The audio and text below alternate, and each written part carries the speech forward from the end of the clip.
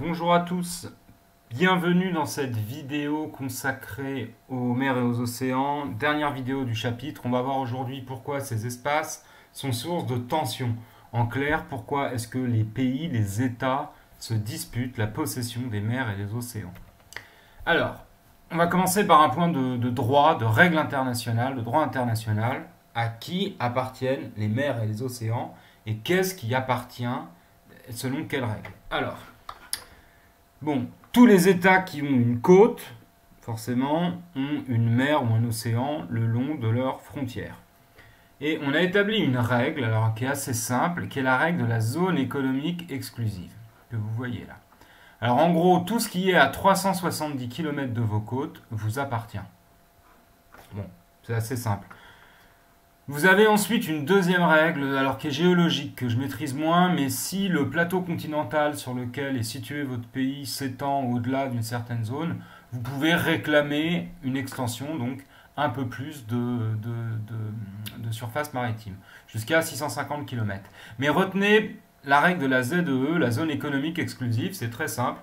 Tout ce qui est à 370 km de vos côtes, c'est à vous, donc vous pouvez exploiter toutes les ressources qui sont dessus et vous avez le droit de contrôler tous les navires qui transitent, donc qui passent par là ou qui viendraient y pêcher. Donc vous pouvez par exemple réclamer des impôts ou faire payer des droits de passage.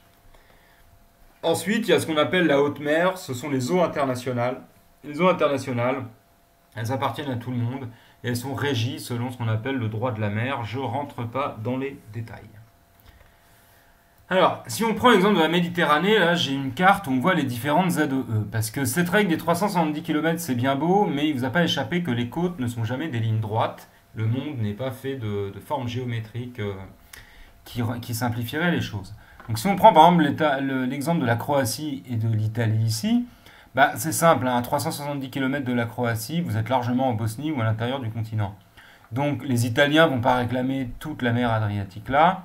Ils se sont mis d'accord avec les différents États et en gros, ils ont pris la zone qui était à mi-chemin, ils ont tracé une ligne.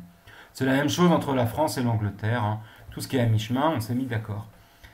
Mais vous avez des cas où c'est un peu plus compliqué selon la forme des côtes. Vous voyez, entre l'Espagne et la France, eh ben, il y a toute une bande sur laquelle les Français la réclament et les Espagnols la réclament aussi. Donc il faut se mettre d'accord. Et quand vous avez du pétrole ou du gaz qui commence à se balader là-dedans, alors là j'aime autant vous dire que personne n'est d'accord. Pourquoi est-ce que personne n'est d'accord? Parce que tous les États veulent la possession des zones où il y a du pétrole et du gaz, parce que c'est pas simplement l'eau que vous possédez, c'est aussi tout ce qui est au fond. Donc s'il y a du pétrole, d'un coup, vous avez du pétrole sur votre territoire. Donc là, vous pouvez constater qu'il y a, ne serait-ce qu'en Méditerranée, un certain nombre de zones qui sont conflictuelles. Entre la Tunisie et l'Italie, par exemple, ici, vous voyez.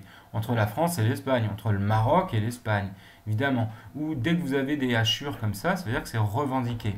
Entre la Turquie, la Roumanie, la Bulgarie, l'Ukraine, bah pareil, il y a des zones pour lesquelles on se dispute. Pourquoi est-ce qu'on se dispute? Parce qu'il y a des choses à aller chercher. Hein. S'il n'y avait pas de pétrole ou un passage stratégique, tout le monde s'en ficherait. Quand il n'y a vraiment rien et que ça n'intéresse personne, on ne se pose pas la question. Dès lors qu'on s'est mis à exploiter les fonds marins et qu'on y a trouvé des richesses et des ressources, là d'un coup on s'est dit mais attendez, ça appartient à qui ça? Et si vous regardez, vous avez un pays comme la Turquie qui réclame une grande partie de la zone exclusive qui appartient à la Grèce, puisque la Grèce, vous avez ici les îles des Cyclades qui sont un chapelet, vous avez des centaines et des milliers d'îles qui appartiennent aux Grecs. Et si on suivait la règle de la ZEE, bah, il est évident que les Turcs n'auraient qu'un tout petit bout de territoire. Et comme il y a des ressources, ils en réclament énormément. Alors, en Europe, on arrive à se mettre plus ou moins d'accord, même s'il y a des zones contestées, on n'en est pas arrivé à des tensions très fortes. Par contre, quand vous passez sur des pays qui ont moins l'habitude de discuter, je pense à la Russie et les États-Unis par exemple, eh bien vous constatez qu'un territoire comme l'Arctique, donc tout ce qui est toute la banquise sous et autour du pôle Nord, eh bien c'est contesté. Pendant très longtemps, ça n'intéressait personne. Pourquoi est-ce que ça n'intéressait personne? Tout simplement parce qu'on disait voilà, il y fait trop froid, c'est un territoire international, il n'y a rien à chercher, c'est pas exploitable. Sauf qu'on s'est mis à trouver du gaz, du pétrole et des minéraux, des terres rares sous l'océan Arctique, et d'un coup, on se dit que ben, si on peut accéder à l'Arctique, on peut aller chercher des ressources naturelles. Donc tous les principaux pays riverains commencent à réclamer, évidemment, la possession. Et à commencer par les Russes. Alors les Russes font très fort. Tous les petits rochers qui sont dans l'océan glacial arctique, ils expliquent que c'est russe pour repousser leurs ZEE. Et donc, officiellement, vous aviez une zone autour du pôle Nord là, qui n'appartenait à aucun pays. Et chacun essaye de repousser, vous voyez. Les Russes réclament ça. Les Norvégiens et les Russes se disputent pour ce morceau-là. Et ici, vous avez un bassin pétrolier. Donc, vous pouvez être sûr que les Américains vont le réclamer, les Canadiens aussi, etc. Alors cette histoire a été si loin que les Russes sont allés planter un drapeau en titane au fond, sous le pôle Nord, en disant c'est du territoire russe, ça nous appartient et on ira le défendre. Donc là, vous avez une source de tension. Pour l'instant, il n'y a pas eu d'échange parce que il faut voir que l'océan glacial arctique est encore gelé une partie de l'année. Simplement, avec le réchauffement climatique, vous avez un passage qui est en train de s'ouvrir, c'est-à-dire que ici vous avez des eaux qui ne sont plus gelées toute l'année, et si ça se confirme, bah, ça signifie que vous avez une route maritime qui peut s'ouvrir là, et qui évite de contourner de passer de l'océan Pacifique à l'océan Atlantique par l'océan Indien, qui est un raccourci énorme, et ça ce sera un enjeu de tension entre pays.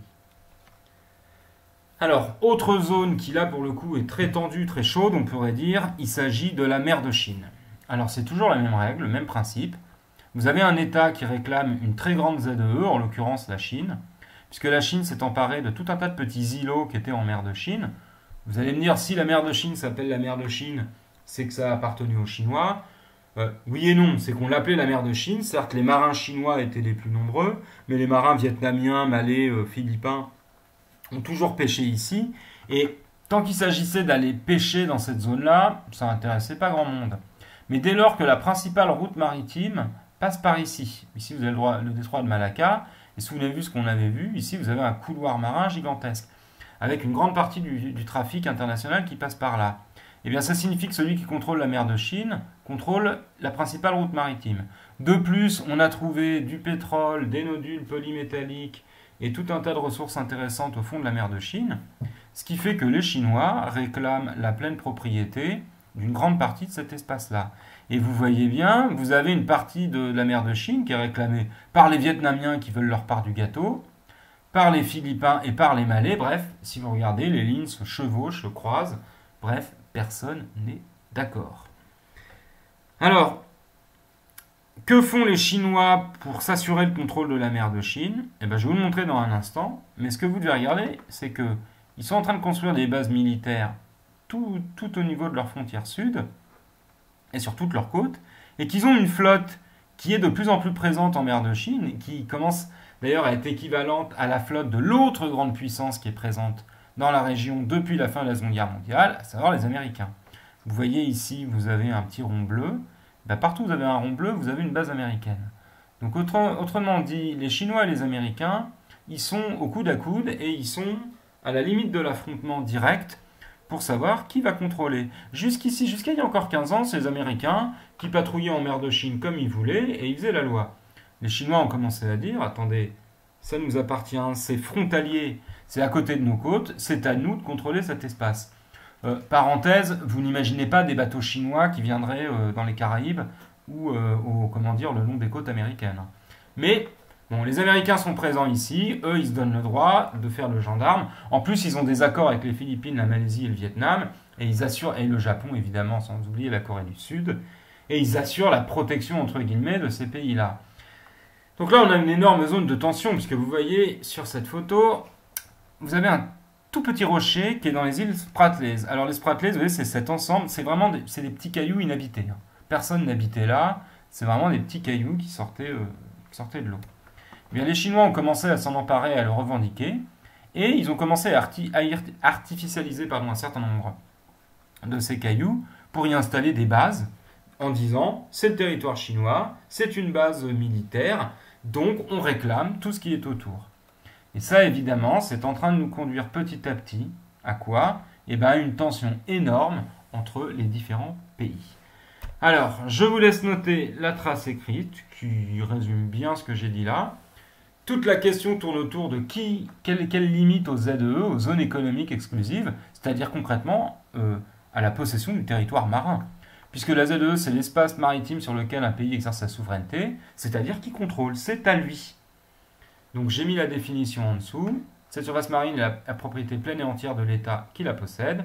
Donc vous avez des conflits qui se multiplient, puisque ce qui intéresse les gens, c'est à la fois ce qui passe sur l'eau, ce qui circule, mais aussi ce qui se trouve dans l'eau, les poissons, et sous l'eau, le pétrole et les différentes ressources minières.